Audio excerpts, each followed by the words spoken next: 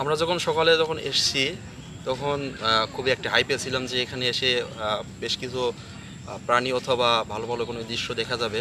তবে ভিতরে এসে আমরা খুবই হতাশ যে সাফারি পার্কের ভিতরে রক্ষণাবেক্ষণের যারা দায়িত্ব আছে আমি জানি না তাদের রেসপন্সিবিলিটি কীরকম।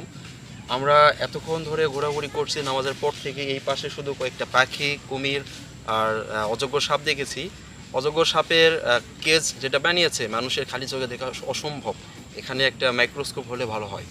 আর সেই সাথে এই পাশে যে ঘন জঙ্গলগুলো দেখতেছি, আশেপাশে তেমন কোনো পরিবেশ নেই যে মানুষ পার্কের একটা ফিল পাবে।